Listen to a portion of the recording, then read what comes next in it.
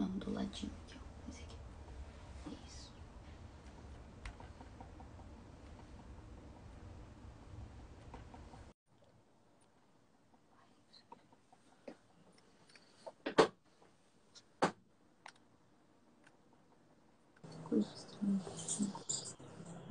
Oi. Oi! E aí, já estamos ao vivo, de verdade, valendo? São Tá dando 19 e certo, 20. né? Tá dando certo, mas não tem por que não dar certo. A gente é muito Oi. legal, né? A internet tá a nosso favor hoje, então, né? Pois é, guri, eu nem confirmei, nem vi se a minha é a que funciona, mas eu acho que tá funcionando. Aham, pra mim tá ótimo. Tudo bem, Camila? Tudo certo. E aí, me conta, o Miguel tá dormindo? Não, ainda não. Ele tá com o pai aqui do lado, no quarto. Que maravilha! Eu estava aqui vendo, vamos esperar o pessoal chegar um pouquinho, e eu estava aqui vendo, relendo a matéria, né, que está no site da Fala Feminina. Aliás, convido todo mundo para ler a história da Camila, que é fantástica, porque a Camila, dá para se dizer que ela sentiu na pele, como filha e como mãe, o que que é essa coisa de o que que significa a maternidade, né? E, e para quem quiser ler, falafeminina.com.br. A Camila conta em detalhes desde a vida dela em Uruguaiana, depois a relação com os pais, uma irmã mais velha, a vinda dela para Porto Alegre.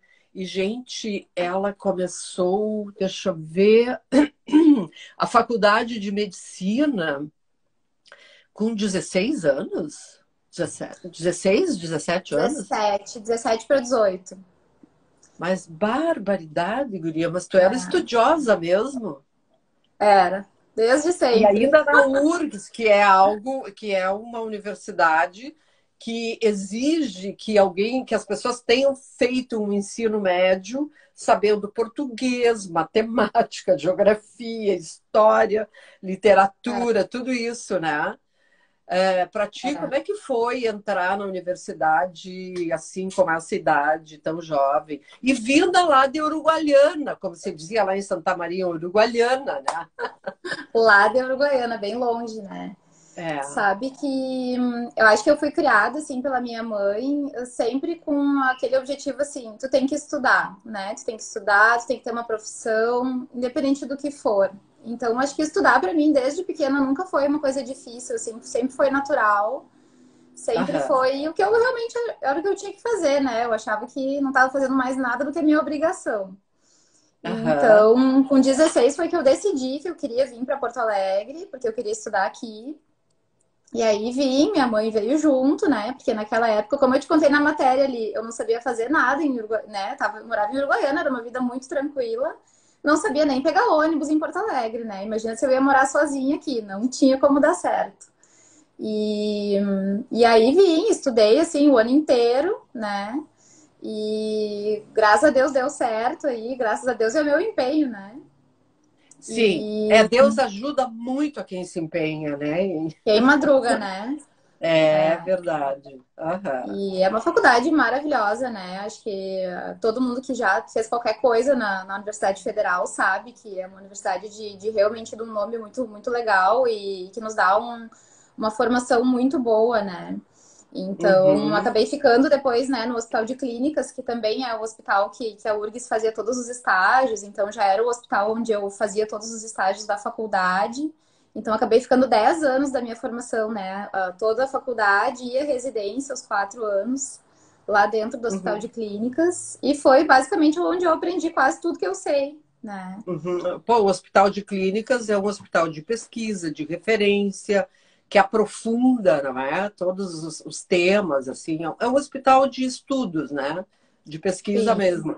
Mas me É. conta uma coisa, como é que foi essa tua formação, assim? Tu fizeste medicina na URGS e depois tu fez residência. Conta um pouquinho como é que foi isso. Então, para fazer residência, né, a gente tem que fazer uma prova, como se fosse um concurso. E daí a gente presta as provas, né, nos hospitais em que a gente decide fazer ali a especialidade. Então, quase Aham, todo mundo ao longo aí da faculdade vai se interessando por algumas áreas e vai decidindo, né, qual residência vai ser especialista aham, depois. Porque a aham. faculdade de medicina, ela te forma como um clínico geral, né, um médico geral. Sim, E no Brasil, a maioria dos médicos acaba optando por fazer residência médica, porque daí a gente se aprofunda, né, naquela sim. especialidade que a gente escolheu. E eu, assim, desde o início, sempre me encantou muito a questão da obstetrícia, né? Eu sempre, no início, eu até gostava mais de obstetrícia. Olha como a gente vai mudando, né? Hoje em dia eu não faço mais obstetrícia. Aham.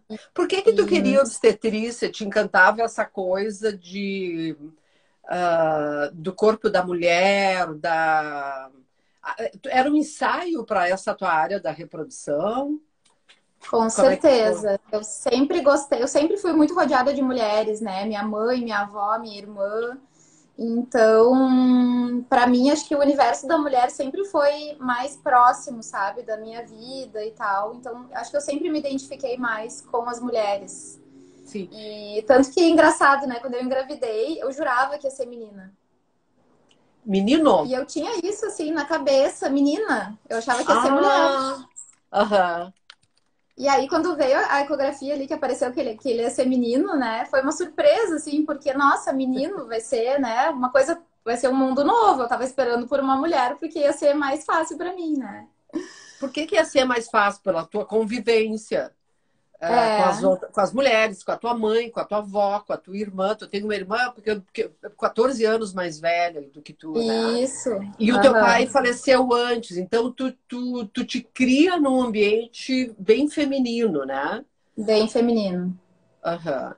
E onde tem um grupo de mulheres, normalmente é onde a gente aprende um caminho muito de cuidado, né? Porque as mulheres cuidam muito, né? Uhum. Tem essa coisa do cuidado mesmo, né? Mas aí tu Sim. estava falando, voltando, aí tu fizeste a medicina, optou pela obstetrícia, e como é Uhum. que entra essa questão da reprodução, né? Bom, Porque tem um pouco, assim, da tua história que tu conta, que a tua mãe teve ovários policísticos, né?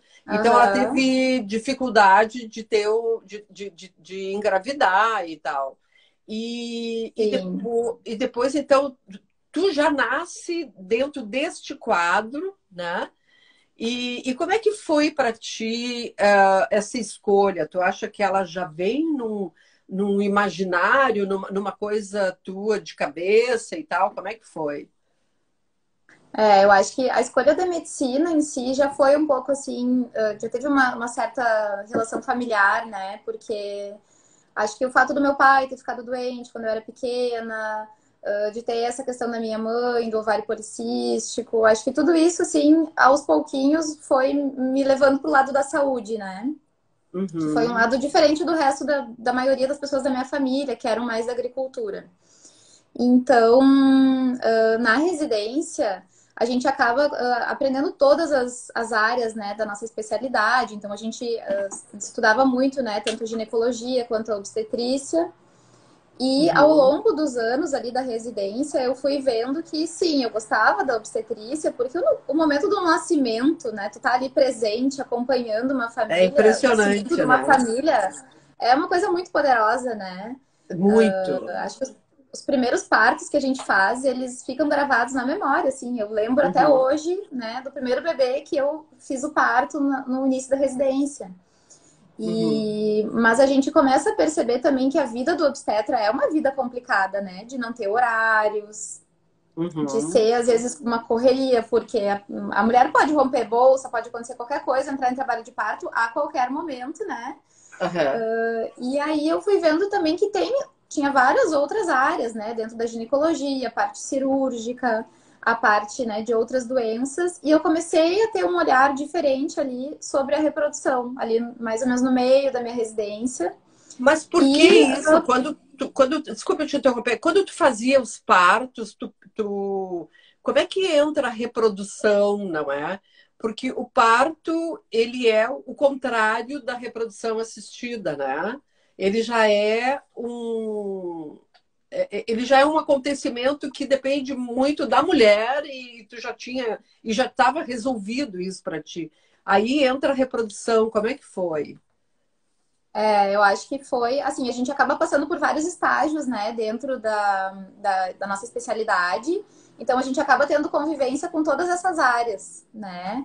Tanto a Uhum. parte dos partos, quanto a parte das cirurgias ginecológicas, quanto a parte, enfim, de contracepção, de vários assuntos, né, relacionados à Tu nossa era área. cirurgiã E ginecológica também?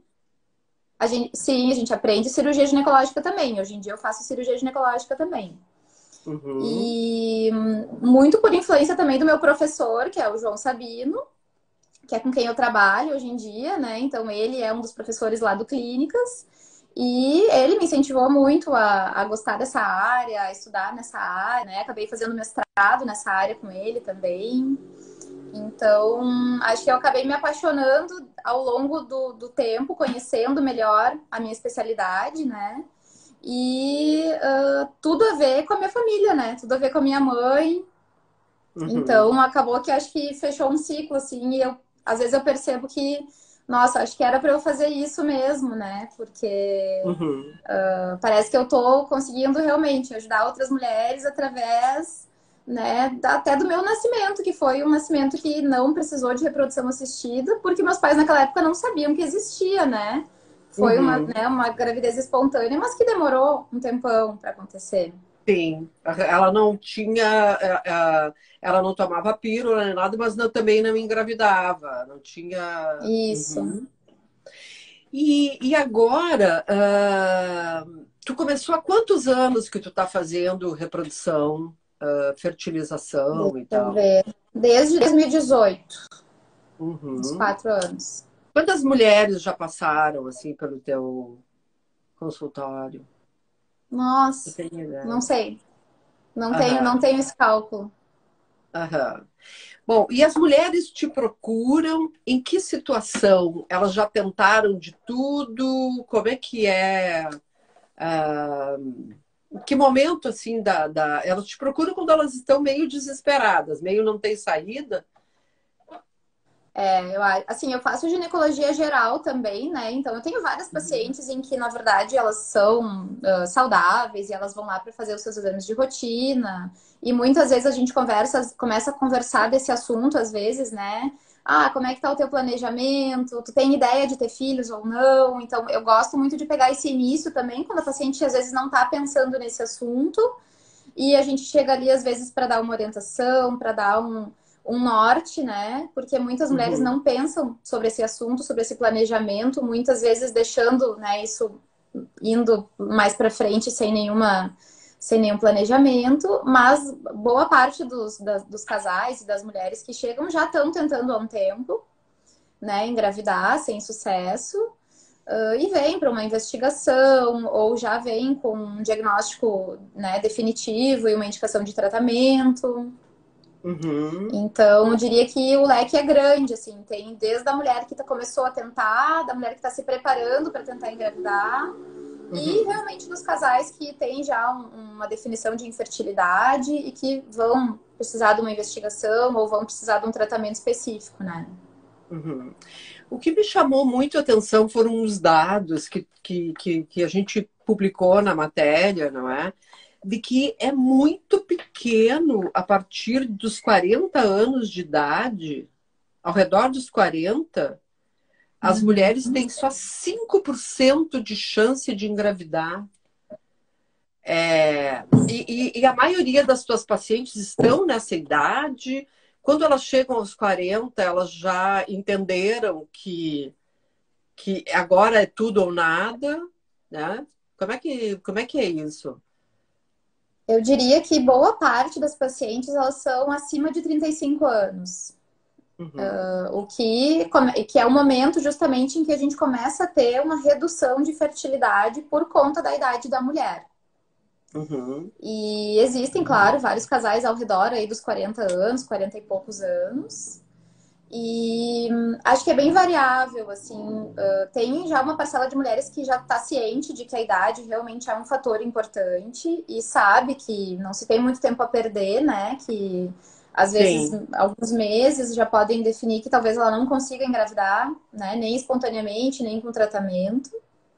Mas Aham. existem muitas mulheres que ainda não sabem que a idade é um fator importante e que acham que tudo é possível, sabe? Então, era isso que eu acho que chegou num ponto que eu acho super interessante. Uma vez eu li um artigo, não me lembro de quem, mas me chamou a atenção que o artigo dizia assim: as mulheres acham, as pessoas hoje em dia acham que filho é uma coisa que dá para comprar, como eu compro a casa, eu planejo a casa na praia, eu planejo uma viagem, eu planejo comprar um apartamento. E tá, e agora? Então, tá, agora a gente tem isso, a gente pode ter um filho. Isso é bem comum, né? Tanto que uma das nossas seguidoras, a Thaís de Caxias, diz que ela está com 30 e poucos, e ela disse: eu estou sempre assim, daqui a 5 anos, daqui a 3 anos. Agora eu quero desenvolver mais a minha carreira profissional. Ai, mas agora eu quero fazer isso. Então, assim, como se o filho fosse um planejamento, de um patrimônio mobiliário quase, né? Uhum. Isso é comum, É, né? isso é super comum hoje em dia e a nossa geração é uma geração, né? A minha geração é uma geração que acha que dá para postergar, né? Sim. E a gente é uma geração que a maioria das mulheres que eu conheço, por exemplo, trabalham, tem uma vida profissional intensa, né? E que não acha espaço para o filho, né? Aos Uhum, 30, digamos, aos 30 e poucos, que seria o momento, uhum, talvez, biologicamente melhor de engravidar. uhum. E claro que não é uma sentença, né? Eu sempre digo assim, a gente tem que entender o que a gente está escolhendo, né? Se tu prefere correr o risco de daqui a pouco ter alguma dificuldade em prol de outros projetos teus, bom, a vida é tua, né? Cada uma faz como acha melhor. Mas eu acho que tomar uma decisão assim, sem saber os riscos, é complicado também, né? Porque a idade é uma coisa que não volta. Depois que a gente perdeu, né, reserva, Aham. perdeu qualidade, quantidade de óvulos, não existe nenhum tratamento que faça isso voltar. Sim. Aham. Então, se a gente decide postergar, bom, pode ter consequências, né? Pode ser que dê tudo certo também, né? A Uhum. gravidez é quase uma loteria, né? Por exemplo, eu engravidei super fácil e tive depois um parto prematuro que me causou muita dor de cabeça, né? Por quê? E Conta a para gente não nós. sabe. Bom, eu tive É. o meu bebê nasceu com 34 semanas, né? Então nasceu algumas semanas aí antes do tempo.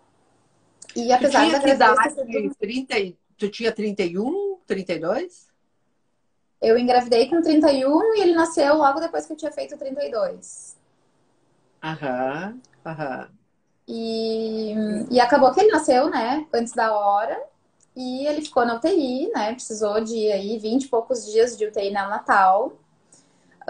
Em que eu fiquei alucinada, né? Super nervosa nesse tempo todo aí, porque, né, é completamente É estranho estranho, teu filho né? Tu vai nascer e tu não levar para casa, É, né? é isso, eu estava lendo aqui, fiquei imaginando como teria, como é que é, porque assim, tu tem um filho que sai de ti, tu traz ele para ti, para o teu peito, e aí tu tem que largar ele no caminho. É como se a imagem que me vem à cabeça é tu olhando sempre para trás para ver uma coisa que tu deixou, né?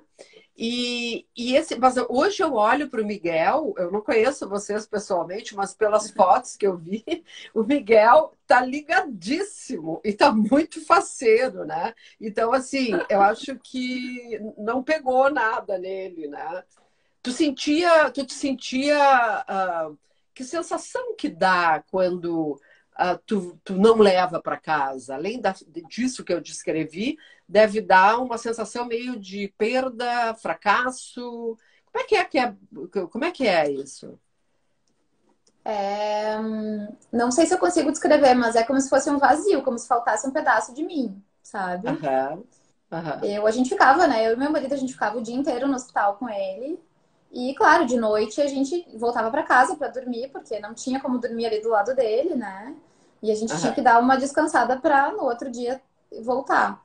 E eu voltava para casa, assim, realmente parecia que faltava um pedaço do meu corpo, né? Porque Aham. é o momento, justamente, os primeiros meses em que a mãe e o filho têm que ficar grudados, né? É o natural. Uhum. A mãe sente Uhum. necessidade disso e o bebê também. Uhum. Então, foi, nossa, sofrido, muito sofrido, assim. Hoje claro, já passou vários meses, né? Ele tá com 8 meses, tá super bem, não teve nenhum problema. Então, hoje já é mais ameno, assim, mas naquela época ali foi muito difícil mesmo. Sim. Pois é, isso da idade da mulher, eu vi que dos 20 aos 30 é o ideal para ter filho, né? Que é onde é o máximo de potência da mulher para gestar, para trazer ao mundo então, o seu filho. Agora, tem muitas mulheres, que é uma coisa nova, assim, que eu vejo muito hoje, mulheres com 40, 41, 42, 43 anos, tendo seu primeiro filho, sem fertilização. Como é que é isso? É uma questão de saúde da mulher? É um desejo tão forte de ter o seu filho? O que caracteriza uma mulher poder ter filhos nessa idade de 40? E como muitas eu vejo, né? Sim, claro, pode acontecer, né? A gente tá falando em chances, né? As chances já são diminuídas, mas claro que pode acontecer. E basicamente depende, né, do funcionamento do ovário dessa mulher, se ela ainda tem Uhum. óvulos e como é que tá a qualidade desses óvulos. Então, claro que mulheres que são mais saudáveis, que não fumam, por exemplo, que têm uma vida saudável, né, se alimentam bem, praticam exercício, estão num peso adequado, e que tem, né, outros fatores, em que os outros fatores de infertilidade não existem, né? Por exemplo, o útero está funcionando bem, as trompas estão funcionando bem, o sêmen do parceiro está funcionando bem, porque tudo isso tem a ver, né? Ou seja, tu está Então, falando claro, praticamente do paraíso do casal. Tudo funcionando super bem. Mas é, agora, e, tu acha que a relação do casal pode influenciar na dificuldade de gerar? tu diz a relação do casal entre si? É, é. Porque tem muitas mulheres que não conseguem ter filhos e aí se separam porque não deu certo. Aí elas casam com outro cara, ou, enfim, com outro homem, e essas mulheres acabam tendo filho nessa nova relação, né? Sim. Então, isso tem a ver com uma manifestação psicológica e tal? Como é que é isso? Acho que tem os dois lados. Acho que pode ter uma questão psicológica, sim, de às vezes até a relação do casal ficar, né, atritada pela infertilidade, e o casal também às vezes diminui a frequência de relações sexuais, e aí sim que a coisa também não acontece. Mas existe o lado biológico também, de que alguns casais, existem algumas questões imunológicas, assim, de compatibilidade, né? Uhum. E realmente parece que existe uma certa questão assim de que realmente algumas pessoas talvez não combinem entre si, né? Existem alguns fatores aí imunológicos para que a gestação não aconteça também, que dependem do homem e da mulher. E às vezes na troca de parceiro, né? Isso daí pode daí depois dar um outro tipo de resposta imunológica e aí facilitar uma gestação. Isso pode acontecer sim. Uhum. Uhum. Ahn, a gente falou na entrevista, tu falaste que tinha três maneiras de trazer filhos ao mundo, né? E tu fala de uma coisa que é a famosa tabelinha, ou o coito interrompido, né? É, isso funciona? Na verdade, assim, coito interrompido é um método para não engravidar, né? E esse eu não indico, Coito porque programado, ele né? Aham. é isso aí. Coito programado é o Tá, primeiro tratamento, assim, que a gente chama que é o mais simples, é o mais perto do natural, né? Que é basicamente entender o melhor período fértil da mulher e orientar o casal a ter relações nesse período. sim. Eu vejo E muito ele é assim, um. já vi em filmes que a mulher liga pro cara, pro marido, e assim, vem para casa agora, eu já tô aqui deitada, e aí já tô, ó, botei aqui o termômetro, tá funcionando, e vamos lá. Isso dá resultado? Isso pode ajudar alguns casais que têm fatores leves. Por exemplo, algum fator de ovulação leve, alguma questão, por exemplo, que o casal viaja muito e dificilmente, né, não se encontra todas as semanas, às vezes o casal precisa programar um pouco mais, né, as relações. Então, em casos leves, sim, pode funcionar. E tem a grande vantagem de ser um tratamento muito fácil, né? Acho que tem alguns casais que têm uma certa resistência aos tratamentos de reprodução, porque acham que sempre é muito difícil, é muito complexo. E existem sim os tratamentos de baixa complexidade, né? E o coito programado é o primeiro deles. Aham. E são os outros, as outras Bom, alternativas os para. outros tratamentos, eles são a inseminação intrauterina e a fertilização in vitro. Aham. Então, a grande diferença, né, da fertilização para os outros tratamentos é que a gente forma o embrião dentro do laboratório. Então, é um tratamento muito mais complexo quando a gente vai comparar com os outros. E o embrião, então, ele é formado, né, no laboratório e depois de alguns dias transferido para dentro do útero da mulher. Então, muitas causas de infertilidade, como a questão das trompas, a questão da endometriose, a questão das alterações do homem, podem ser, né, suplantadas por meio da fertilização. Uhum. Sim. E acho que uma grande diferença, né, é a complexidade do laboratório, né? Um laboratório de reprodução assistida, ele precisa, para fazer fertilização, imagina, a gente tem que basicamente mimetizar um ambiente, né, intrauterino e dentro da trompa. E manejar todas Uhum. as células, né? Tanto os óvulos quanto os espermatozoides. Então, é uma Uhum. complexidade enorme, né, de manter esses embriões, de manter esses óvulos, esses espermatozoides vivos e viáveis e fazer com que a fertilização aconteça, né? Uhum. Uhum. E é um tratamento. Tem uma pergunta aqui da Alice: como é possível mulheres com 4, 5 meses de gestação não saberem da gravidez? É comum seguirem menstruando ou seguem menstruando? Então, não é muito comum que até o quarto, quinto mês ocorra sangramento e que a mulher não descubra, porque geralmente ela vai ter outros sintomas, né? Ela vai ter náusea, vômitos, ela vai ter cansaço, sonolência, ela vai sentir a barriga crescendo. Então, não é comum que demore tanto para descobrir uma gravidez. Aham. Mas o fato de ter alguns sangramentos na gravidez, isso sim, isso pode acontecer. Pode confundir, achar que. Aham. Achar que não Não é que está. seja Que simplesmente menstruação, está grávida. né? Não é uma Uhum. menstruação, mas é um sangramento durante a gravidez, que tem vários motivos para acontecer, né? E Mas que continua a algumas gravidez.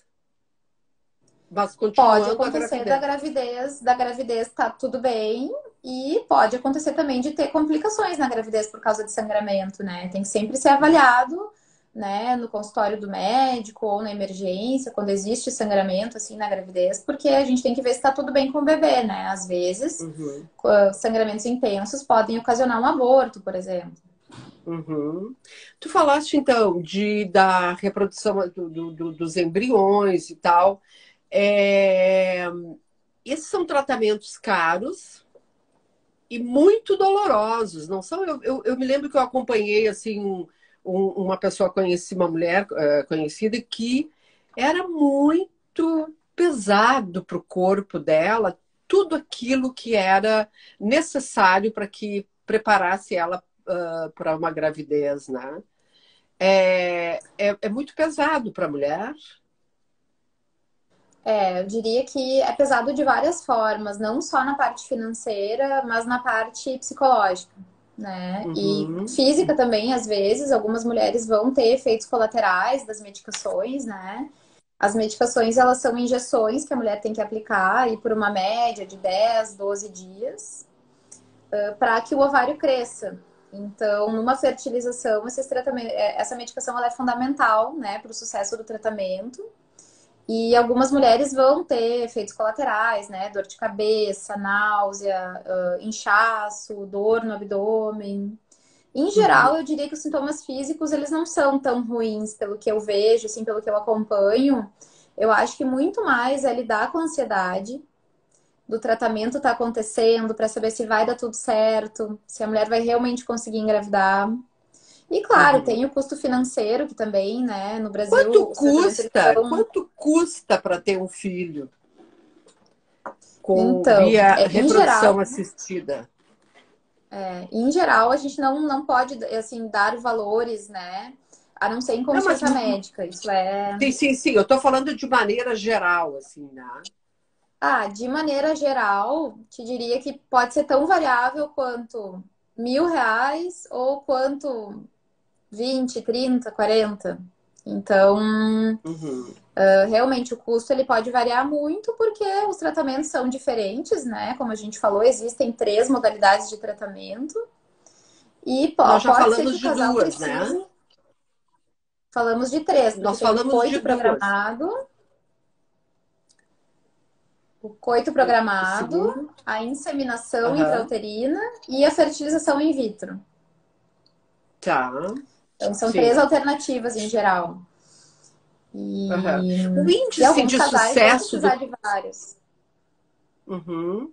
O índice de sucesso do coito programado, da relação sexual programada, ela é bom, esse índice ou não? Depende muito de cada casal, mas em geral, a gente consegue chegar perto assim de 15, 20% de sucesso a cada tentativa, que é Uhum. mais ou menos o índice de sucesso de uma gravidez num casal que não tem infertilidade. Né? Aham. Acho que isso é outra coisa importante que muitos casais acham que é só parar o anticoncepcional, iniciar as relações e que a gravidez vai acontecer na primeira vez, né? Uhum. Quando, na verdade, em torno de 20% ao mês a taxa de sucesso de gravidez, num casal que está tentando em casa e que não tem infertilidade. Uhum.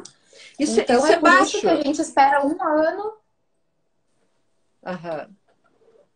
A gente pode esperar até um ano para ver se esse casal vai engravidar espontaneamente ou não, para Sim. dizer que é infertilidade. Então, a gente aguarda em torno de um ano no casal que é jovem, né, que tem menos de 35 anos, para dizer que tem infertilidade. Então, não é tão fácil assim engravidar, naturalmente também, né? Uhum. Sim. Ah, tem muitas mulheres que não têm, que têm mais de 30 anos, que não têm uma relação continuada, uma relação fixa, e que estão congelando, né, seus óvulos, né? Isso. E muitas que têm dúvidas se querem ou não ter filhos, sabem agora que não querem, né? Mas não sabem como é que vai ser daqui a 2, 3, 4, 5 anos. E o tempo ali, rolando, né? E como é que funciona isso de congelar e depois também eu vi que é um investimento importante, né? Esses ovos, eles se mantêm durante quanto tempo ativos? Bom, acho que o congelamento de óvulo ele tem que ser visto como se fosse uma poupança da mulher, porque ele não é uma garantia completa de que vai dar tudo certo com esses óvulos depois. Mas para a mulher que pensa em filhos ou que tem dúvidas sobre esse assunto e que está ao redor dos 30, 30 e poucos anos, onde ainda ela tem óvulos bons, né, tanto em termos de qualidade quanto em quantidade, o que ela pode fazer para, digamos, segurar melhor os seus óvulos, né, para garantir que esses óvulos vão estar ali se ela precisar, é o congelamento. Porque não existe Uhum. nenhuma outra alternativa, né, de que a gente possa guardar ovos de outra forma. Os ovos, eles vão ser perdidos, de qualquer forma em todas nós ao longo dos anos. Então, para mulheres que pensam que, bom, eu gostaria de ter uma chance melhor de gravidez no futuro, sabendo que eu provavelmente vou postergar a gravidez, principalmente se ela pensa em postergar para depois dos 35, 37, 38 anos, é a melhor alternativa que ela pode fazer, né? Se ela tem a possibilidade e se ela gostaria de ter uma segurança melhor, o congelamento está aí justamente para isso, né? Uhum. E o tempo, ele é indefinido, não existe tempo limite. Inclusive, há um tempo atrás, acho que ano passado, acho que foi acho que foi na Inglaterra que foram óvulos congelados, um embrião congelado, na verdade, que estava há 22 anos guardado. E que foi descongelado e engravidou. Gente, mas esse óvulo queria acontecer, hein? Queria Persistente, ser né? gente esse óvulo, estava só esperando a sua hora. Que maravilha! Aham. Mas são casos isolados, assim, né? É difícil que exista casos de tanto tempo, porque o congelamento de óvulo também não é uma coisa tão antiga. E nas últimas décadas ele evoluiu muito e está se falando mais em congelar ovos, porque justamente as técnicas melhoraram. Então, hoje em dia, para ter uma ideia, a taxa de descongelamento, né, de sucesso, ou seja, de óvulo que a gente descongela e que tá tudo bem, é em torno de 90%. Então, é uma Ah, taxa é muito bom, boa de né? sucesso, né? Excelente. No Aham. passado não era tanto, eram taxas mais baixas, porque a técnica era diferente. Então, hoje em dia, o congelamento ele é muito melhor do que era no passado. E então, Uhum. cada vez mais mulheres têm feito, né? O congelamento ele tem aumentado bastante nos últimos anos. E Uhum. muitas mulheres, claro, ainda não usaram. Então, a gente ainda vai aprender muito sobre esse tratamento nas próximas décadas, né? Quando algumas mulheres que estão com 30 e poucos agora tiverem com 40, talvez, e queiram usar seus óvulos, né? Uhum. E eu posso, por exemplo, utilizar um óvulo e eu posso doar os meus óvulos para outros casais? Sim, isso é possível. No Aham. Brasil existem algumas regras, né, para se fazer a doação de óvulos. A mulher tem que ter uma idade limite, tem que ter menos de 37 anos. Mas é possível sim, doação de óvulos, inclusive doação para familiar ou doação anônima. Ah, sim, tu deixa no banco quem quiser, e daí o banco informa algumas instituições e os casais podem ir lá. Sim. Agora tem uma No Brasil não coisa. existe, no Brasil não existe um banco de óvulos assim geral. O que existe é que cada clínica de reprodução que trabalha com isso vai gerenciar, né, essas questões. Então, por exemplo, se existe uma mulher morena, de olhos escuros, que está precisando de ovos, né? A gente vai procurar doadoras que tenham características físicas parecidas com a dela, Olha só, né? E aí, inclusive, esses tratamentos, assim, pode ajudar muito os casais, porque às vezes casais que não teriam recurso financeiro para fazer, por exemplo, uma fertilização, eles podem, né, a mulher pode doar metade dos seus óvulos para um casal que está precisando, que daqui a pouco é um casal em que a mulher tem 40 e poucos anos e não consegue mais os óvulos próprios, né? E aí a contrapartida é que esse casal não paga pelo tratamento, né? O Aham. casal que doou óvulos. Sim. Aham. E a gravidez com óvulos doados, ela é normal como se fosse próprio, assim. Em geral, sim. Porque olha que interessante, né? O que envelhece na mulher são os ovários. O útero, ele não se modifica muito ao longo dos anos. Então, às vezes, mesmo uma mulher de 40 e poucos anos, recebendo óvulos doados, ela vai ter boas chances de gravidez, porque as chances dependem da idade da doadora, né? Que geralmente vai ser uma pessoa jovem, uma mulher Ah, jovem. sim. Aham. Então, o útero não é um problema, né? O útero, inclusive, de uma mulher, enfim, de 50 anos, poderia engravidar, né? Se ela recebesse óvulos De jovens uma ali. mulher de 20, por exemplo, de 25. Aham. E Então, interessante isso que tu está falando, que então se eu sou loira de olhos azuis e eu quero então alguém, um óvulo de uma mãe que tenha essas minhas características que eu quero, eu posso ter um filho com o meu jeito, mesmo que não seja produzido por mim. Eu gero, mas não Claro, produzo. Uhum. exato. E já se sabe, por exemplo, né, a ovodoação ela é muito interessante. Já se sabe que existem muitas características que não são dependentes só da genética, né, do embrião. Por exemplo, toda a questão uterina, né, o ambiente uterino que gerou aquele bebê, que está nutrindo aquele bebê, tem relação, né, com características depois daquela pessoa. E Me então são explica questões assim melhor isso. epigenéticas, né? Sim. O nome Como é que disso é funciona epigenética, isso? né? São Uhum. questões. A epigenética ela tem a ver com questões que não têm a ver exatamente com o nosso DNA. Então, por exemplo, a influência do meio externo, por exemplo, a influência do que a gente se alimenta, do que a gente faz de exercício, de quem a gente convive. Enfim, são essas influências externas que não são exatamente genéticas, né? São coisas além da genética, mas que têm uma grande influência sobre a gente também. Então, é engraçado que a gente vê filhos de pessoas que nasceram, né, de óvulos doados e eles são muito parecidos com os pais, né? Aham. Porque não é só a questão genética que importa, importa todo o resto, né? Então, o útero foi Sim. daquela mulher, a amamentação foi daquela mulher, e ela é a mãe, né? Então, ela criou aquela criança e aquela criança vai ter, né, características parecidas com as dela, né? Isso é Então, o incrível, assim, ambiente determina ah, essas características. com Que certeza. coisa. Que interessante isso. Olha só, a gente tem uma pergunta de uma mãe que teve um tumor na hipófise. Ela fez uma pergunta. Ela tem 45 anos e ela pergunta se ela pode engravidar ainda. Assim, ela primeiro precisa de várias características, assim, Sim, tem que né? ver Pra o gente quadro entender, dela, né?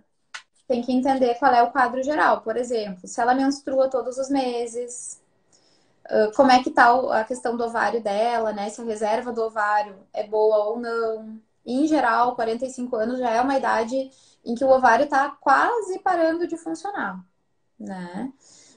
Tem que ver as outras características, né? Por exemplo, eu sempre falo assim, não adianta a gente olhar para uma coisa isolada, a gente tem que fazer a investigação completa do casal. Isso é uma coisa que eu falo no consultório sempre. Às vezes, o homem não quer fazer o espermograma, mas é um exame fundamental para a gente entender o casal, né?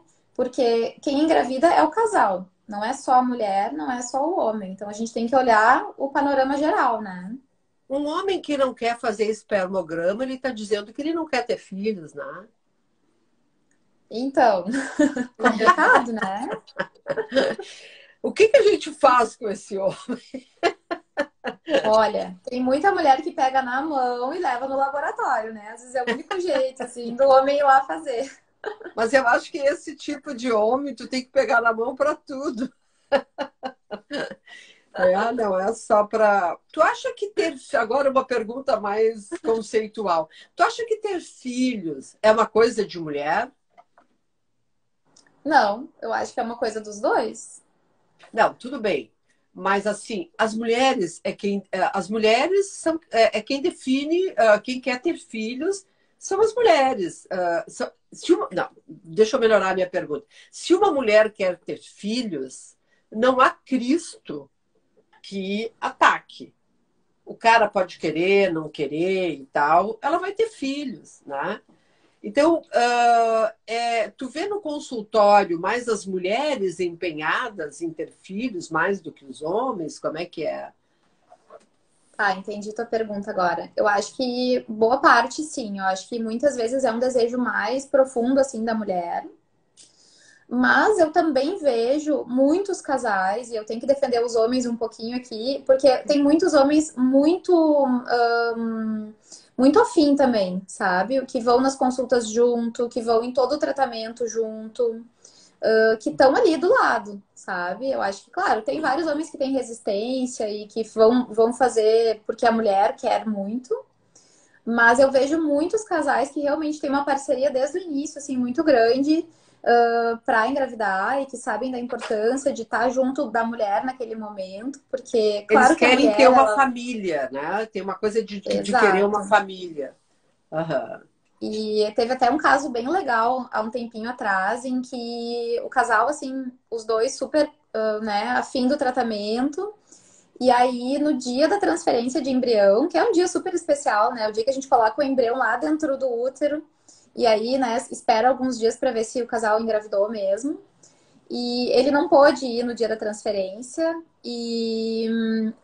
Enfim, ela foi sozinha e não tem problema, né? Mas, enfim, geralmente ele queria ir e geralmente o homem vai junto, né?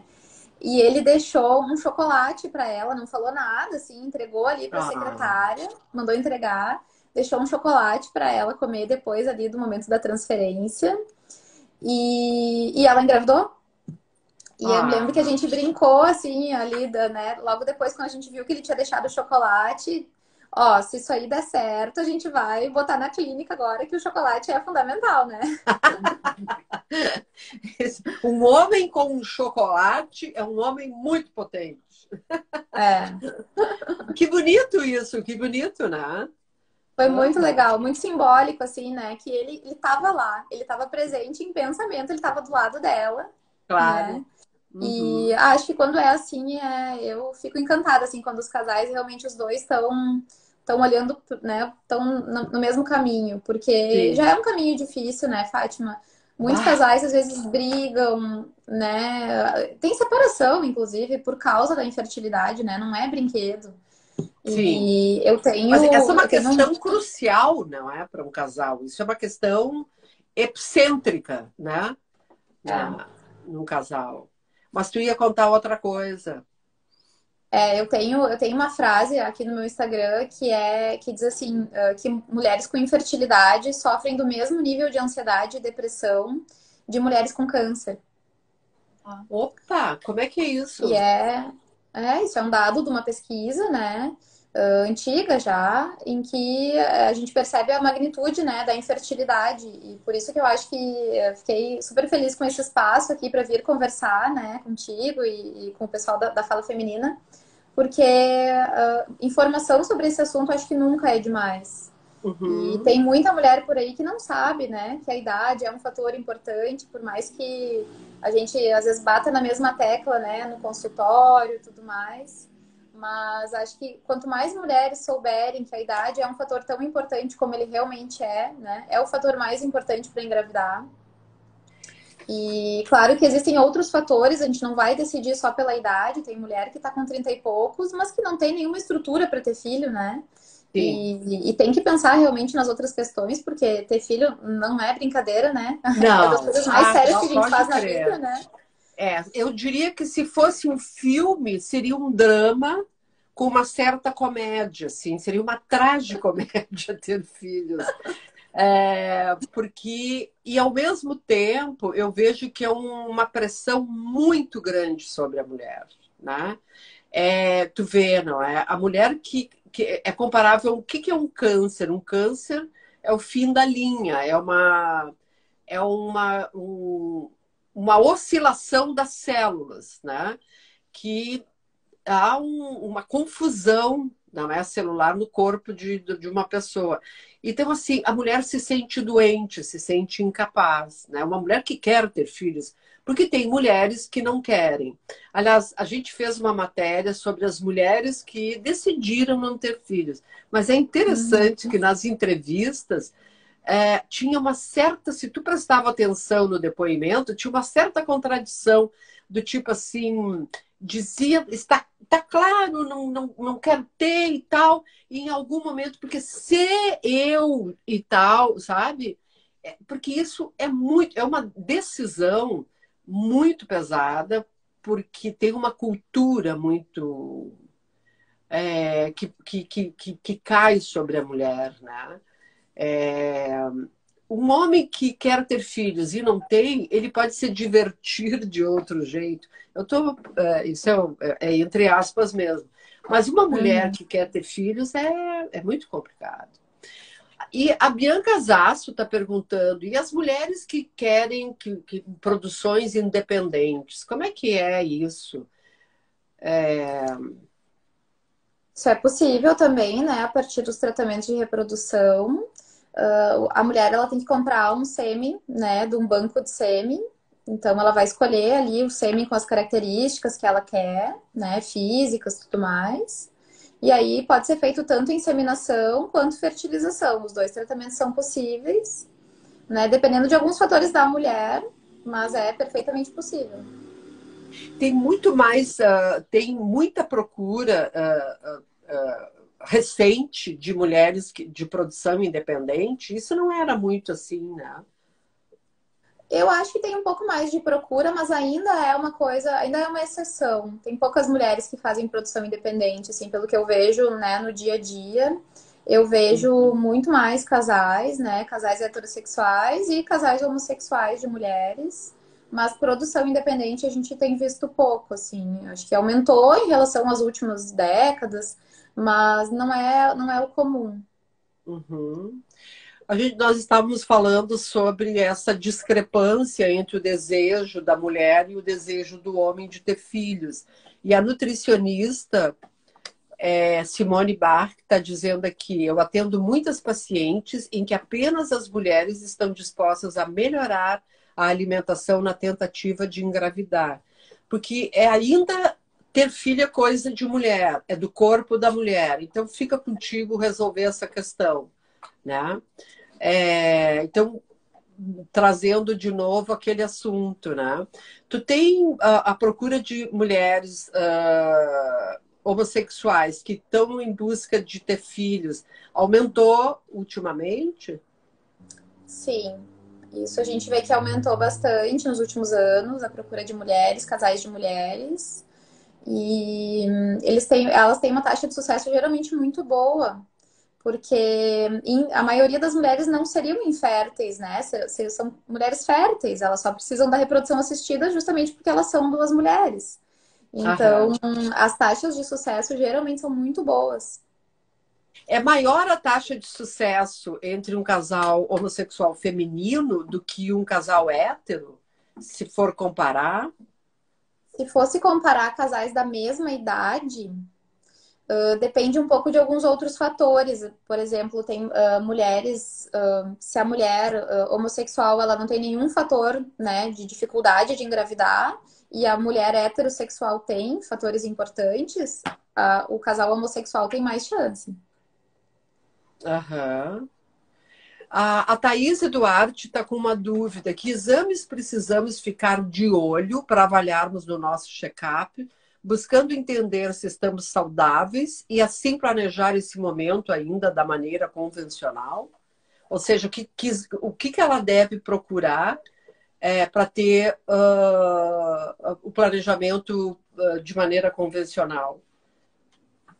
Bom, primeiro lugar, acho que é consultar, né, regularmente com a sua ginecologista, fazer os exames de rotina né, que estão indicados ali para a idade. Em geral, um preventivo do colo do útero, alguns exames de sangue gerais, né, de saúde, então hemograma, tireoide, glicose, colesterol, O check-up hábitos de vida. tradicional. Em geral, não Sim. precisa nada muito diferente assim do que qualquer mulher costuma fazer, né? De Uhum. vez em quando uma ecografia transvaginal para dar uma olhada no útero, nos ovários, né? Se manter Sim. saudável, se manter dentro do peso, não fumar. Ou seja, que dificuldade, né? Tem que ir atrás de muita coisa. A Elaine Deboni está dizendo assim: já tem estudos de adultos, filhos dessas produções independentes? Como estão essas pessoas emocionalmente? Tu tens tu tens esse tipo de dados assim? Acho que ainda não temos, né? Olha. não me lembro assim de ter lido estudos assim especificamente sobre esse assunto. Acho que minha opinião pessoal é que existem muitas mulheres que não têm parceria para criar os seus filhos também e são casadas. Então, assim, muitas vezes depende da família em que essa criança está sendo criada. O fato de Sim, ser filho de uma mulher que é uma produção independente, acho que não é um determinante. Acho que muitas sim. vezes o mais importante é quem está criando essa criança efetivamente, está criando com amor, com cuidado, com apego, né? Porque tem Aham. filhos de pais, né, que são homem e mulher, casados ali, família tradicional, e que não estão sendo criados da forma ideal também. Então, acho que é Sim. muito mais da família que está criando, Tem porque que ver a situação, cada situação, né? essa Aham. mulher ela pode ter, por exemplo, uma rede de apoio maravilhosa, né? E essa criança não sentir falta nenhuma do pai biológico, né? Entendi. Aham. Ótimo. Olha, a Bia Zasso está perguntando: mulheres lésbicas costumam ter problemas para atendimentos ginecológicos, já que a medicina ainda é heteronormativa. Os casais homoafetivos costumam estar melhores de saúde que os heterossexuais? Acho que depende, acho que generalizar essa questão é muito complicado, porque cada pessoa, a orientação sexual dela não define se ela vai ser mais saudável ou não. Acho que tem Sim. mulheres homossexuais super saudáveis, tem mulheres homossexuais que não se cuidam, assim como nas heterossexuais também, né? Sim. A Então, Bianca, na verdade. o que eu vejo, assim, é que muitas vezes a mulher homossexual, ela não vai tanto ao ginecologista. Não? Talvez por um viés de que ela não tenha se sentido muito bem, muito confortável em alguma consulta, e aí ela acaba não procurando, Acha porque que na verdade, alguns médicos são preconceituosos em relação a esse tipo de atendimento? eu acho que com certeza pode acontecer, né? Ainda a gente vê preconceito de todos os lados, né? Em todas as áreas. Então, acho que com Uhum. certeza tem mulheres que devem ter se sentido, né, não gostaram da consulta, não se sentiram à vontade, mas na verdade, toda mulher deve consultar regularmente com o seu médico. Isso é um fato, independente da orientação sexual dela, Sim, e se o né? médico não for suficientemente acolhedor, ela tem que procurar um outro, né? Com certeza, porque Uma com certeza médica, né? existem pessoas, né? Existem bons profissionais que vão acolher muito bem essa mulher. Então, muitas vezes é troca de profissional, se não gostou, né? Sim. Aham, aham, sim. Então, deixa eu ver qual é a outra pergunta. Eu vou te fazer uma pergunta que ela é meio provocadora, porque uma vez eu estava num jantar e sentei ao lado de um médico que fazia reprodução assistida. E aí ele disse que ele era super contra, que ele gostava da profissão dele e tudo, mas que ele era contra as mulheres esperarem aquilo que eu falei no início, esperarem para ter filho como se fosse algo que eu posso comprar em qualquer momento, né? E aí eu perguntei para ele se ele se sentia Deus. E ele riu e ficou me olhando e disse: olha, dá uma sensação boa de muito poder, porque tu sente que tu ajuda as pessoas a trazer outras pessoas, né? Então, assim, tu já te sentiu assim, uau! Quando uma criança nasce, né, com reprodução assistida e tal, tu sente assim, tu viu que o título que a gente deu para nossa matéria foi na falafeminina.com.br, por favor, leiam, porque tem uma história incrível da Camila. A gente disse a mulher que dá a luz a outras mulheres, né? Então, assim, depois eu fiquei. Aí eu me lembrei que há muitos anos teve essa história com esse médico que eu perguntei se ele se sentia Deus. Como é que tu sente isso?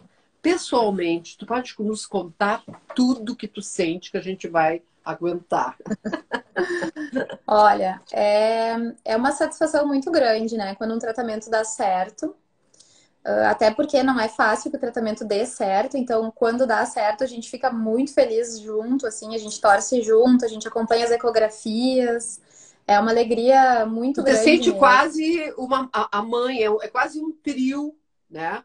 O casal homo ou hétero e mais tu, quer dizer, um trio produzindo uma criança, né? É, com certeza, a gente se sente assim um pouquinho, né, um pouquinho pai daquele bebê ali que vai nascer também. Aham. Mas Deus não, com certeza não. Acho que a gente comentou um pouquinho na matéria ali, né, que a natureza ela é muito soberana ainda. Acho que a gente ajuda, a gente dá, assim, às vezes um grande empurrão, né, na natureza, mas a natureza ela é muito sábia, ela define muita coisa ainda. E Uhum. existe um certo complexo de Deus, assim, em algumas especialidades, né? A gente brinca que o neurocirurgião, ele tem certeza que ele é Deus, né? Porque, imagina, ele opera a cabeça das pessoas, então, Sim. olha o É, mas controle, né, que ele tem. mas para mim o grande Deus é o anestesista.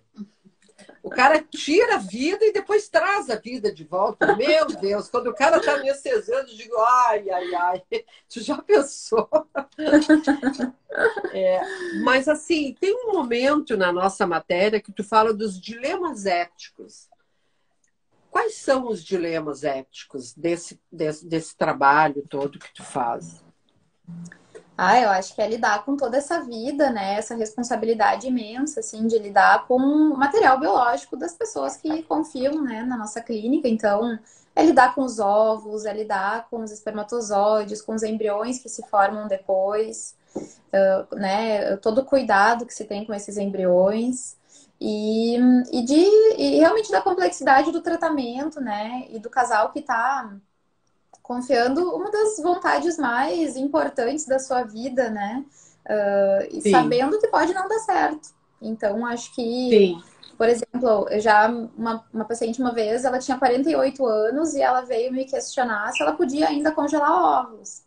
E eu falei, não, agora não dá mais, né?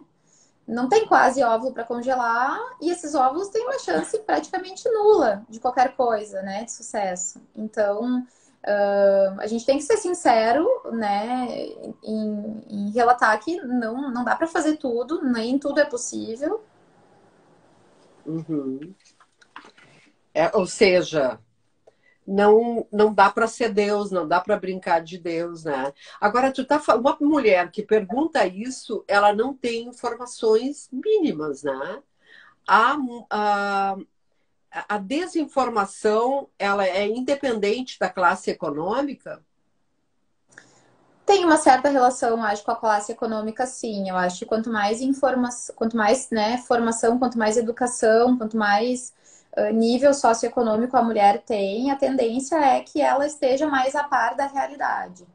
Uhum, Mas de vez em quando a gente conhece algumas pessoas que a gente imaginaria que, né, deveriam ter essas informações e que não têm, ou que estão negando isso, né? Tem também essa uhum. questão, assim, de às vezes ter ouvido falar, mas achar que não é bem assim, comigo não vai ser Tem assim, uma né? coisa de onipotência, né? Comigo É, não, né? Comigo vai dar tudo certo, eu posso fazer o que eu quiser, né? é, Essa onipotência até a gente ter filho, né? Depois a coisa pega. Me é. conta uma coisa, tu teve um filho, Miguel, e tu pretende ter outros filhos? Ai, não sei. Eu acho que eu sempre disse assim, eu vou ter o primeiro e daí a gente vai ver, né? Daí eu Vamos ver como é que vejo. vai ser. Aham. Porque é uma decisão muito importante, né? E acho que toda mulher ali no primeiro ano de vida do bebê, né, que geralmente é assim mais difícil em termos de, né, ficar muito tempo com o bebê necessita muito da mãe, É, tem toda a amamentação, tem toda a restrição de sono. Então, se me perguntar agora, eu diria, acho não. que não, mas eu sei que Aham. eu posso mudar de ideia daqui a pouco, Ah, né? e o pior é E isso. A gente diz que e boa horror. parte das mulheres mudam, né? Porque Não, boa não. parte das É, mulheres vão ter dois. tu não dorme, o leite impede, tu sente vontade de comer e não dá tempo, tu faz. tu diz assim, que horror! Tu vai fazer xixi com o bebê no colo, e aí e tu diz assim, isso é um horror. Aquele ditado que diz, quer ter uma vida selvagem, tenha filhos, para mim é perfeita. E aí depois tu repete, tu cai de novo nessa, né? Mas é muito bom, é maravilhosamente terrível e terrivelmente maravilhoso, né? Ter filhos. Bom, olha, tem gente entrando ainda. Deixa eu ver se eu tenho, não sei se alguém tem mais alguma pergunta. A Bianca aqui comentou que lindo brilho no olho da Camila ao falar sobre seus pacientes. Isso é raro. Bravo! Então, que bacana isso. A gente te vê muito calma, assim, né? Não sei se depois tu quebra copos e tal. Mas tu parece muito calmo. Não sei se tu atira prato pela parede, o que também não tem problema, né? Mas, de qualquer jeito, esse teu trabalho é um trabalho muito importante, né? Porque restabelece uma esperança para as mulheres, né? Então, assim, a possibilidade das mulheres poderem se realizar em todas as áreas, né? De poder investir na sua profissão, se quiser. É isso. Se quiser, pode também ter filhos, né? E não tem mais aquela coisa de, uau, agora não dá mais. Congela os óvulos, vê como é que a vida rola, e aí resolve por aí, né? E essa tua experiência ela é importantíssima, né, para o universo feminino, né? Eu acho que para trabalhar com isso, assim, tem que gostar muito, né? Acho que vale a pena todo o esforço que a gente tem, assim, de estudo, de trabalho, né, de pesquisa, porque tem muita coisa ainda a ser aprendida nesse mundo. A gente não tem todas as respostas dentro da reprodução, como em algumas áreas, né, já se tem muito mais respostas. A reprodução, ela é relativamente nova dentro da medicina, então o tempo inteiro tem coisa nova, né, para aprender e para trabalhar. Aham. E é uma área muito sensível, né? Porque a gente está lidando com sentimentos, não é simplesmente ir ali fazer qualquer coisa, né? Qualquer procedimento. É um procedimento que vai mudar a vida das pessoas, tanto dando positivo Uhum. quanto dando negativo. Então, acho que a Uhum. gente tem que cuidar muito desse casal, dessa mulher, desse homem, né? Que estão ali, né? Que estão confiando na gente. E é isso, realmente um trabalho muito especial e acho que eu, depois que virei mãe, acho que valorizei mais ainda do que eu já valorizava, porque Uhum. é isso, né? Maternidade acho que não se explica, a gente tem que viver na pele, tem todos os perrengues, tem todas as É, dificuldades, mas a gente não troca por nada, né? não se explica mesmo, né? Tem que realmente sentir. A Vanessa Fernandes, que trabalha com a gente na Fala Feminina, que também entrou em contato contigo, disse que adorou te entrevistar. E sobre ter mais filhos, a natureza é sábia. A gente esquece dos perrengues do começo para ter vontade de ter mais filhos. Nenhuma herança é melhor do que um irmão. E a Vanessa tem 3 filhos. Olha Então, ela só, realmente é uma reincidente. que legal, Vanessa. Eu adorei te É, conhecer também. igualmente, muito obrigada. Olha, a gente já faz uma hora que está aqui. Eu quero te agradecer. Não sei se alguém tem ainda alguma pergunta, e se surgir alguma pergunta, pode enviar para nós da Fala Feminina, que a gente encaminha para a Camila. E, e aí vocês podem ter as respostas. Camila, muito obrigada. Um beijo enorme. E eu não te perguntei uma coisa. Quantas crianças tu já trouxe ao mundo, tu sabe? Via Nossa, eu não reprodução. sei. Não?